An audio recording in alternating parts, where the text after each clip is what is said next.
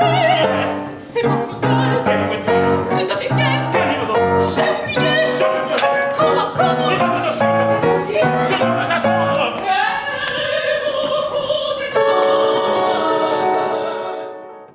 Chapeau de paille d'Italie, à la base, c'est une pièce d'Eugène Habiche qui a été écrite en 1850 et qui a été reprise par Nino Rota en 1945. Il a réécrit, il a écrit l'opéra et avec sa mère, ils ont refait le livret.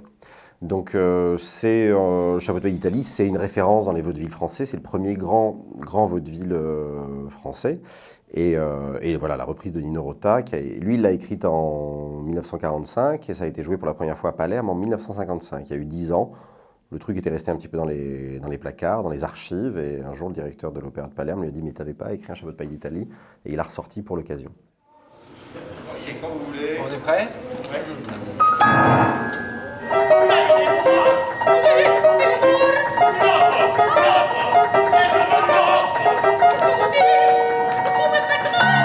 Alors, ce qui m'a donné envie, c'est que Paul-Émile Fournier, le directeur de l'Opéra, m'a appelé pour le mettre en scène. Donc déjà, c'est une demande de sa part. Et ensuite, moi qui viens du théâtre et pour qui c'est la première œuvre lyrique, c'est la première mise en scène lyrique que je fais, c'était très adapté puisque j'ai monté beaucoup de vaudevilles, du Feydeau essentiellement, et c'est un univers que je connais très bien. Donc c'est vraiment une très bonne idée de Paul-Émile de nous avoir fait rencontrer autour de ce projet-là.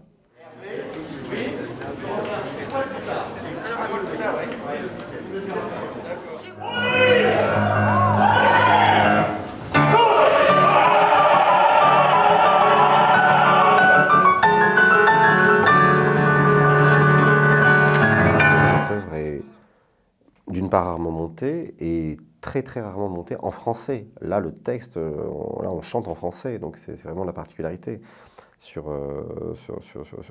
la traduction. Donc moderniser, je sais pas, je trouve qu'il y a plein de choses qui sont très modernes aujourd'hui dans l'opéra. En tout cas, cette œuvre est très accessible et on peut vraiment venir la voir, même si on va jamais à l'opéra. S'il y a bien un opéra qu'il faut venir voir, c'est celui-là cette année.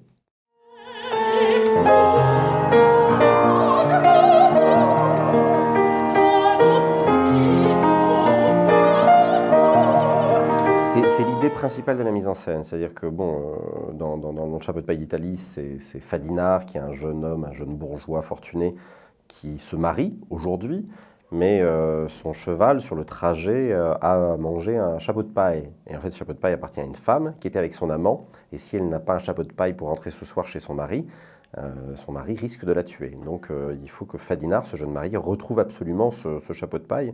Et donc on a une sorte de cavalcade, comme un road movie, une course-poursuite tout au long de la pièce, avec un premier acte qui commence traditionnellement dans l'appartement de Fadinard, et ensuite il va chez une fabrique de chapeaux, chez une baronne, chez le mari de la femme, et à la fin ça se finit dans la rue. Et l'idée, c'était d'avoir un premier acte très conventionnel, sur un décor d'appartement. Et à partir du moment où le cauchemar commence, là, on bascule dans un univers fellinien. Donc Fellini, qui est un des plus grands collaborateurs de Nino Rota. Et donc, on bascule dans Casanova, dans 8 et demi, dans Le Parrain aussi, puisque Rota a fait la musique du Parrain, qui n'est pas de Fellini pour le coup. Et donc, voilà, l'idée, c'était de faire fusionner l'univers cinématographique de Rota avec le vaudeville. C'est une scénographie, on est plus sur le début XXe siècle, mais il n'y a pas de... Il n'y a pas de datation précise. Moi, j'aime quand je monte un spectacle que ce soit référencé, mais que ce soit un univers à part entier, comme une dimension parallèle.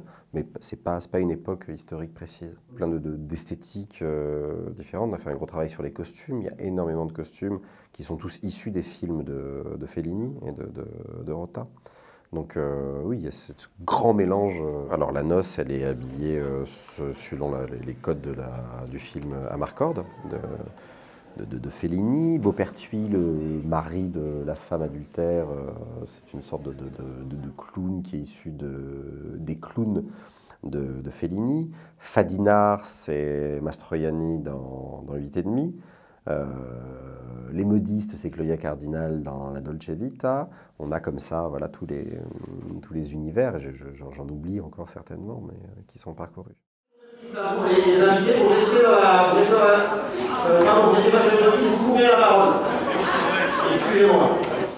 On a créé des univers par tableau qui sont directement inspirés de 8,5, de Casanova, du Parrain, di Cluny, de Fellini, autour des clowns et du cirque, beaucoup. Donc il y a un décor de cirque à un moment donné, et des choses qui touchent au surréalisme, comme dans 8,5.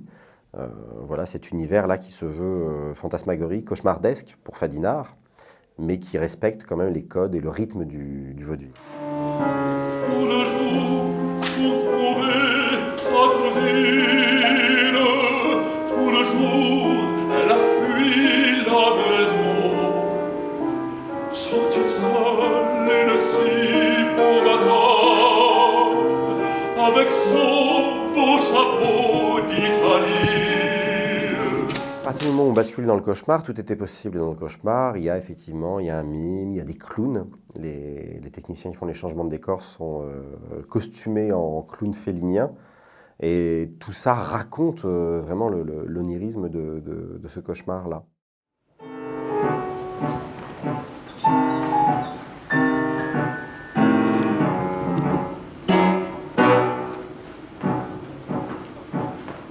C'est une chose incroyable.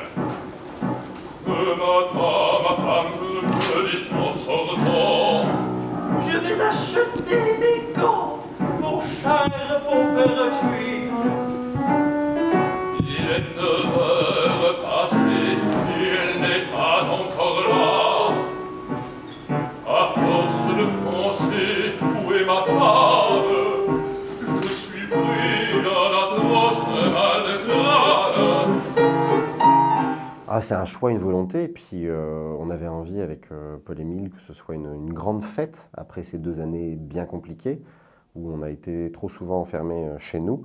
Là, on avait envie de fêter nos retrouvailles à tous, nous spectateurs et nous artistes, donc autour d'une fête, un vaudeville, le lyrique, le cirque, la danse.